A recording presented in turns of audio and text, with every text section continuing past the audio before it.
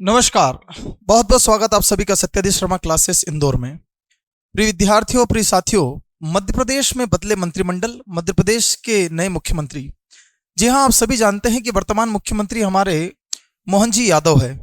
लेकिन क्या आप जानते हैं कि मध्य प्रदेश के मुख्यमंत्रियों का यह क्रम, मध्य प्रदेश के मुख्यमंत्रियों का व्यक्तिगत क्रम या सिलसिला कब से और किस तरह से चलता आ रहा है?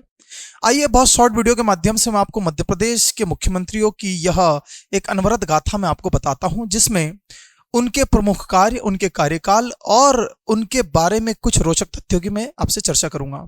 जी हां, आप देख रहे हैं मध्य प्रदेश के मुख्यमंत्रियों की एक रोचक गाथा, जिसमें आप लोगों को एक बहुत कम समय में आपको बताता हूं। शुरुआत करता हूं। सबसे पहले हमारे बीच में है मध्य प्रदेश के पहले मुख्यमंत्री पंडित रविशंकर शुक्ल।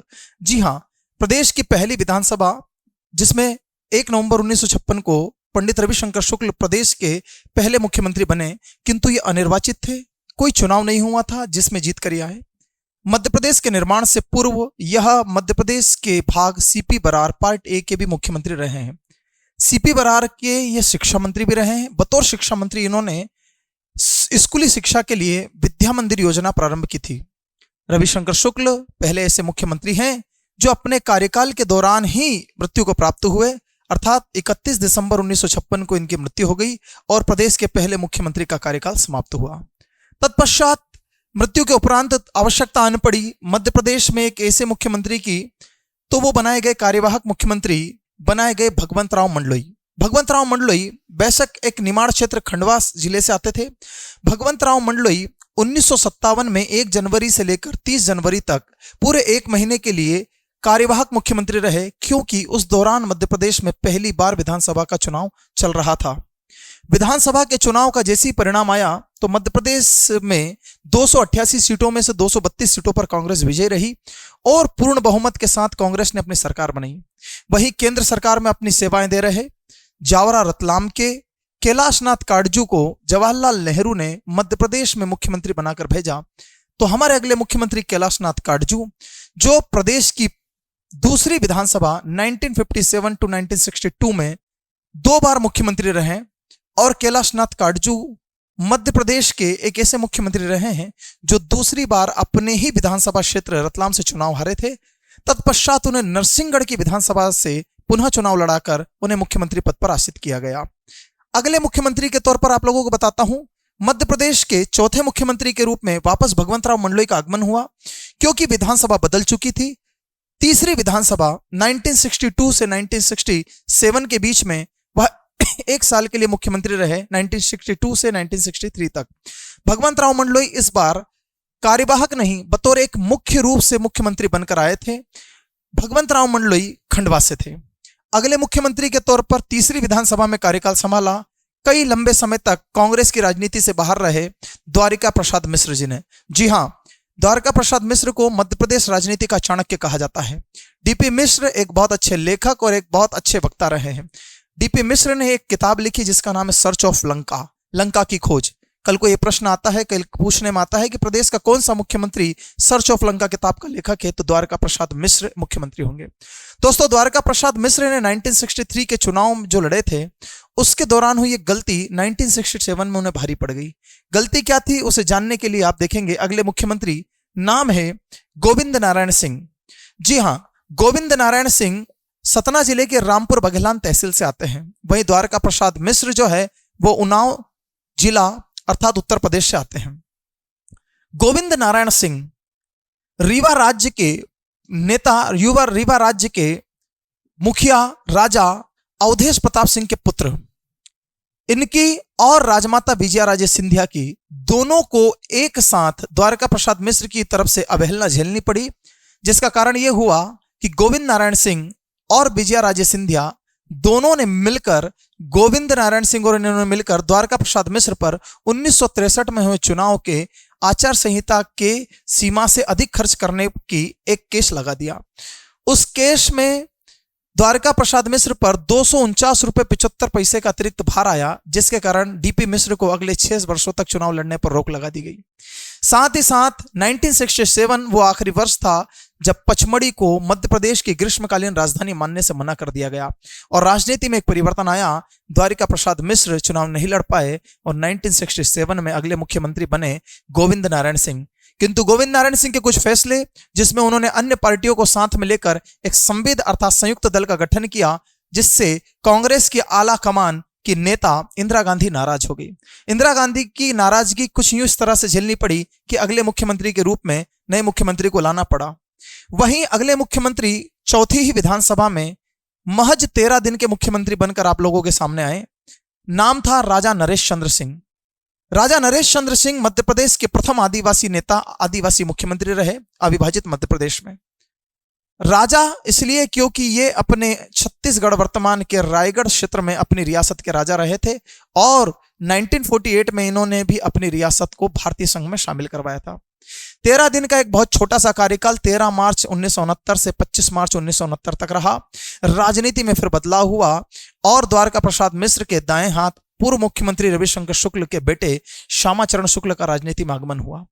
श्यामाचरण शुक्ल यूं तो अलग अलग समय पर 3 बार मुख्यमंत्री बने, लेकिन प्रथम बार मुख्यमंत्री व चौथी विधानसभा के तीसरे मुख्यमंत्री के रूप में बने। बचा हुआ शेष कार्यकाल 1969 से 1972 तक मुख्यमंत्री के रूप में श्यामाचरण शुक्ल ने बिताया। अगला चुनाव आया। अगला चुनाव 5वीं विधानसभा में फिर से कांग्रेस जीती और मुख्यमंत्री बनाए गए राजस्थान के रहने वाले, राजस्थान में जन्मे प्रकाश चंद सेठी अर्थात पीसी सेठी। 1972 में ही मध्य प्रदेश में पहली बार योजना आयोग का गठन किया गया और चूंकि उसका मुखिया या उसका अध्यक्ष प्रदेश का मुख्यमंत्री ही रहता है, इस कारण से ये मध्य प्रदेश योजना आयोग के प्रथम अध्यक्ष भी कहलाए। पीसी सेठी ने 1972 से 1977 की विधानसभा के दौरान अपना कार्यकाल केवल 3 वर्ष ही निभाया। 1972 से 1975 के बीच में वो 2 बार मुख्यमंत्री बने। बचे हुए 2 वर्षों के लिए फिर से आपके सामने एक दोबारा से मुख्यमंत्री बनकर आए श्यामाचरण शुक्ल। जी हाँ, मैंने कहा था श्यामाचरण शुक्ल अलग अलग कार्यकाल में 3 बार मुख्यमंत्री बने। ये उनका दूसरा कार्यकाल था जब वो चौथी विधानसभा के अंतिम मुख्यमंत्री और 5वीं विधानसभा के भी अंतिम अर्थात दूसरे मुख्यमंत्री बने। श्यामाचरण शुक्ल की अगर मैं बात करूं तो श्यामाचरण शुक्ल छत्तीसगढ़ रायपुर के थे।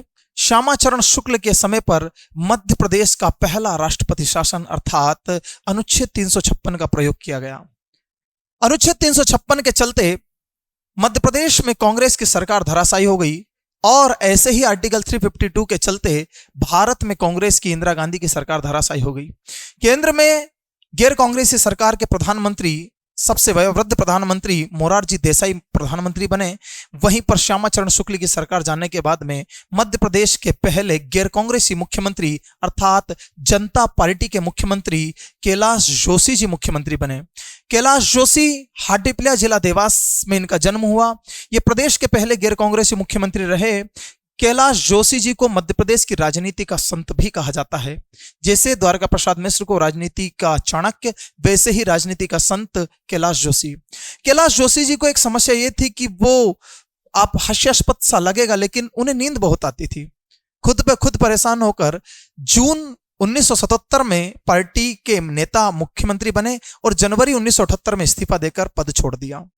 इनके पद छोड़ने के बाद में उन्हीं के पार्टी के प्रमुख नेता वीरेंद्र कुमार सकलेचा जन्म मंदसौर, ये मध्य प्रदेश के अगले मुख्यमंत्री बने। ये प्रदेश के दूसरे गैर कांग्रेसी मुख्यमंत्री थे। वीरेंद्र कुमार सकलेचा मध्य प्रदेश के पहले उप मुख्यमंत्री भी रहे, क्योंकि गोविंद नारायण सिंह ने 1967 से 1969 में जो संविद सरकार बनाई थी उसमें जनता पार्टी भी शामिल थी और ये जनता पार्टी के ही नेता उप मुख्यमंत्री बने थे। आगे चले तो अगले मुख्यमंत्री के रूप में वीरेंद्र कुमार सकलेचा के बाद में इन्होंने इस्तीफा दिया तो उसी पार्टी के 1 माह के लिए नेता बने, मुख्यमंत्री बने सुंदरलाल पटवा। इनका जन्म कुकड़ेश्वर वर्तमान नीमच में हुआ। यूं तो देखा जाए तो 2 बार मुख्यमंत्री बनाए गए सुंदरलाल पटवा। पहली बार 1980 के जनवरी माह में बने। किस्मत तो देखिए 1 महीना भी पूरा नहीं हो पाया था और फिर से अनुच्छेद 356 आर्टिकल 356 राष्ट्रपति शासन लग गया। दूसरा राष्ट्रपति शासन लगा, सीएम पूनाचा के कार्यकाल में राज्यपाल ने लगवाया और मुख्यमंत्री को अपना पद छोड़ना पड़ा। चुनाव हुए, फिर से कांग्रेस सत्ता में आई। कांग्रेस सत्ता में आई तो एक कद्दावर नेता मध्य प्रदेश की कमान संभालने को बैठा। नाम है अर्जुन सिंह। जनता प्यार से दाऊ के नाम से बुलाती थी। चुरहट वर्तमान सीधी जिले में इनका जन्म हुआ। इनके समय की प्रमुख घटनाओं ने इनको बड़ा विचलित भी किया, लेकिन इनका नाम भारतीय राजनीति में बहुत अमर हो गया था। जैसे चुरहट का लॉटरी कांड, जैसे कि बहुत विख्यात नाम सुना होगा आपने फूलन देवी, और ऐसे कई बागी जो लोग थे चंबल घाटी में, उनका आत्मसमर्पण अर्जुन सिंह के कार्यकाल में हुआ। अर्जुन सिंह के समय पर एक बहुत हृदय विदारक घटना घटी। उस समय के राज्यपाल हमारे जो केएम चांडी थे, उनके समय पर एक घटना घटी। 2 से 3 दिसंबर की रात भोपाल के गैस त्रासदी हुई, जिसमें MIC गैस का रिसाव हुआ, जिसमें कई लोगों की जान चली गई। उसकी जांच के लिए मुख्यमंत्री साहब ने ऑपरेशन फैद चलाया। अर्जुन सिंह एक बहुत बहुचर्चित मुख्यमंत्री रहे। यूं तो ये अलग अलग कार्यकाल में 3 बार मुख्यमंत्री बने, लेकिन पहली बार 1980 से 1985 का कार्यकाल पूर्ण रूप से निभाया। तत्पश्चात 1985 के अगले चुनाव में वह 1 दिन के CM रहे और बाद में यह फिर से एक बार और मुख्यमंत्री बने, लेकिन कार्यकाल अलग था। 1985 के बाद में जब सरकार 1 दिन का CM बनाया गया अर्जुन सिंह को, तो उस 1 दिन के बाद में हटाकर अगले मुख्यमंत्री के रूप में एक नेता मोतीलाल वोरा, नागौर राजस्थान के ये जन्म है इनको मुख्यमंत्री बनाया गया। मोतीलाल वोरा यूं तो अपने कार्यकाल में 2 बार मुख्यमंत्री बने। दिसंबर 2020 में मोतीलाल वोरा जी का निधन हो गया, लेकिन उस समय पर 1985 से 1990 की जो विधानसभा थी, उस 5 साल के कार्यकाल में सबसे पहले अर्जुन सिंह मुख्यमंत्री बने, फिर मोतीलाल वोरा मुख्यमंत्री बने, फिर नेक्स्ट में अगर देखा जाए तो वापस से अर्जुन सिंह आ गए और अर्जुन सिंह फिर मुख्यमंत्री बने। आप कार्यकाल देख सकते हैं 1988 से 1989 तक। फिर कुछ समय के लिए वापस से मोतीलाल वोरा मुख्यमंत्री बनाए गए और फिर बचे हुए कुछ महीनों के लिए श्यामाचरण शुक्ल पुनः मुख्यमंत्री बनाए गए। अर्थात मैं यूं कह सकता हूं कि 1985 से 1990 के बीच की जो विधानसभा थी, उसमें मध्य प्रदेश के मुख्यमंत्री कुछ यूं बदले जा रहे थे जैसे कि दूल्हे की शेरवानी हो। मुख्यमंत्री एक नया आता, कुछ माह तक रहता, दूसरे नए मुख्यमंत्री का नाम आगे कर दिया जाता है। राजनीतिक इस उथल पुथल के चलते कांग्रेस ने सत्ता गंवाई और सत्ता काबिज हो गई अगले व्यक्ति के हाथ में, और वो व्यक्ति आया भाजपा पार्टी से। अगला मुख्यमंत्री कौन था? तो अगले मुख्यमंत्री के रूप में हमारे बीच में आए सुंदरलाल पटवा। सुंदरलाल पटवा 1980 में 1 माह के लिए मुख्यमंत्री बने थे, तो उनके समय पर राष्ट्रपति शासन लग गया था, इस कारण से सत्ता हाथ से चली गई थी। लेकिन दूसरी बार भी कुछ नया नहीं हुआ, वही जो 1 दशक पहले बीता था। सुंदरलाल पटवा की सरकार अच्छी खासी चल रही थी, 1990 से 1992 तक दिसंबर तक चली, और 6 दिसंबर 1992 को उत्तर प्रदेश में बाबरी मस्जिद का ढांचा कार सेवकों के द्वारा ढा दिया गया।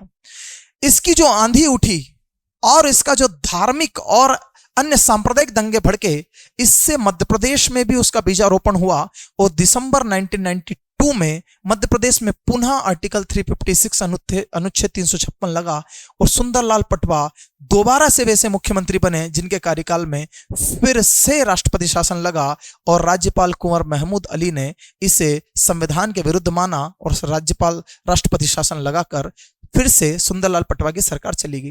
राष्ट्रपति शासन इतना लंबा था कि दिसंबर 92 से दिसंबर 93 तक राष्ट्रपति शासन रहा। 1 साल के इस राजनीतिक दौर को मध्य प्रदेश में कोई राजनीतिक नेता भुना नहीं पाया, केंद्र के हाथों में सत्ता थी। 93 में जब चुनाव हुए तो कांग्रेस ने बड़ी जीत दर्ज की, भाजपा को फिर से नाकामी हाथ लगी और लगातार 10 साल तक दिग्विजय सिंह ने किसी को हाथ तक नहीं रखने दिया। दिग्विजय सिंह इंदौर में जन्मे, दिग्गी राजा के नाम से फेमस। गुना जिले के राघोगढ़ क्षेत्र इनका विधानसभा क्षेत्र रहा था। दिग्विजय सिंह 93 से लेकर 98 तक और 98 से लेकर 2003 तक लगातार 10 साल दोनों ही विधानसभा के 10वीं और 11वीं विधानसभा के मुख्यमंत्री रहे। दिग्विजय सिंह के कार्यकाल में हालांकि योजनाएं बहुत सारी आई, बहुत सारी सर्व शिक्षा अभियान, सब पढ़े सब बड़े, शंखनाद योजना, मिड डे मील योजना, ये समस्त योजनाएं दिग्विजय सिंह के कार्यकाल की रही, लेकिन फिर भी मध्य प्रदेश एक बीमारू राज्य की श्रेणी में रहा।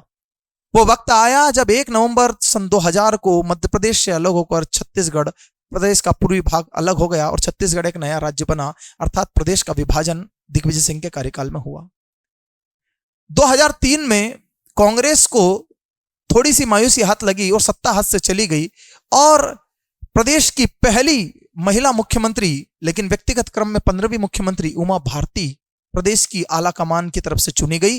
इनका जन्म टीकमगढ़ में हुआ था, टीकमगढ़ में डूंडा नामक स्थान पर, और उमा भारती धार्मिक प्रवृत्ति की एक साध्वी महिला, प्रदेश की कमान उमा भारती के हाथ में आई। लेकिन आप सोच रहे होंगे कि 2003 में 12वीं विधानसभा में मुख्यमंत्री बनी उमा भारती क्यों अपना 1 साल भी कार्यकाल पूरा नहीं कर पाई? क्यों?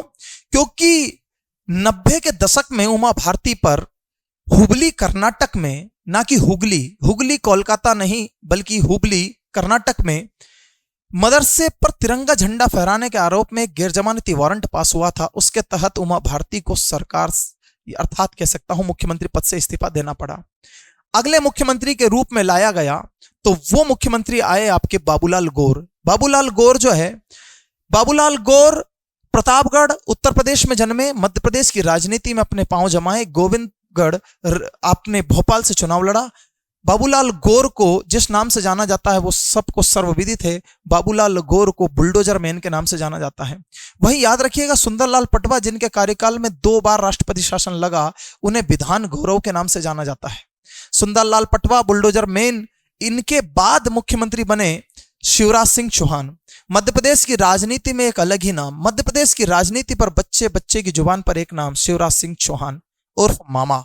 मामा के नाम से अपने आप को आगे रखते हुए छोटे छोटे बच्चों और किसानों के साथ में आपसे सौहार्द के साथ जुड़ते हुए शिवराज सिंह चौहान ने जेत गांव, बुदनी तहसील, जिला सीहोर में जन्मे मां नर्मदा के किनारे किसान पुत्र शिवराज सिंह चौहान ने अपने राजनीति का जो परचम फैलाया, जिससे पूरे भारतवर्ष में सत्ता दल या विपक्ष दल के लोगों ने बड़ा सराहा। शिवराज सिंह चौहान के कार्यकाल में सच कहे तो मध्य प्रदेश का एक नया जन्म सा हुआ और मध्य प्रदेश में एक बहार सी आई और शिवराज सिंह चौहान ने यकीनन बहुत अच्छा कार्य किया, क्योंकि इनका कार्यकाल भी बहुत लंबा रहा। शिक्षा के क्षेत्र में किसानों के लिए या फिर कह सकता हूं पेंशन के क्षेत्र में, महिला सशक्तिकरण को लेकर अन्य कार्य शिवराज सिंह चौहान ने किए। 2005 से लेकर 2018 तक, क्या 2008 की विधानसभा, क्या 2013 की विधानसभा, लगातार जीत दर्ज की।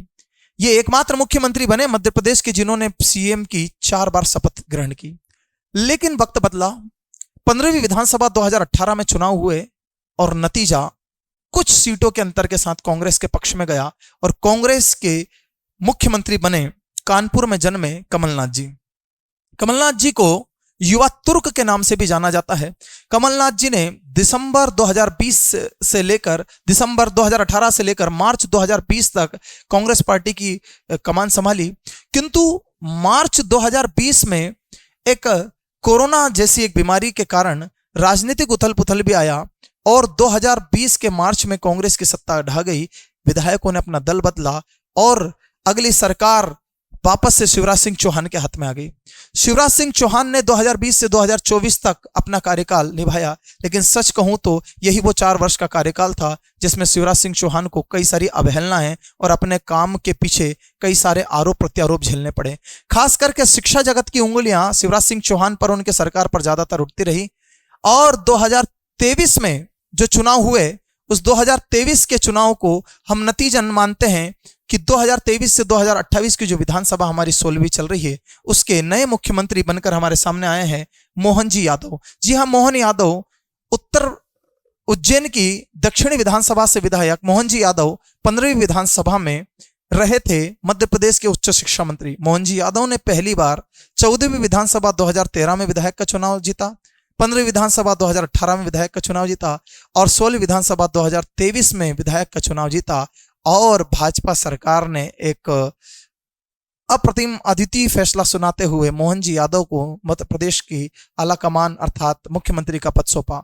ये रहे दोस्तों मध्य प्रदेश के पूरे मुख्यमंत्री। अगर क्रम गिनोगे तो प्रदेश के पूरे 19 मुख्यमंत्री आपके सामने हैं। पहले मुख्यमंत्री से लेकर 19वें मुख्यमंत्री तक का यह राजनीतिक सफर बहुत कम समय के साथ में आपको बताना मेरे लिए एक टास्क सा था, वरना एक ही मुख्यमंत्री को समझाने के लिए मुझे कम से कम 5 से 10 मिनट चाहिए होते। लेकिन आशा करता हूं कि सत्याधीश शर्मा क्लासेस के इस वीडियो के माध्यम से आपने मध्य प्रदेश की मुख्यमंत्रियों की जो एक क्रम है, एक उनका जो सीरीज है उसको आपने अच्छे से समझा होगा। ऐसे ही यदि और भी किसी विषय पर आपको वीडियो चाहिए, यदि किसी भी बिंदु पर आपको विषय पर आपको वीडियो चाहिए तो आप कमेंट बॉक्स में जरूर बताएं कि अगला वीडियो आप किस बिंदु किस विषय पर चाहते हैं। बहुत बहुत धन्यवाद। चैनल को सब्सक्राइब जरूर करें।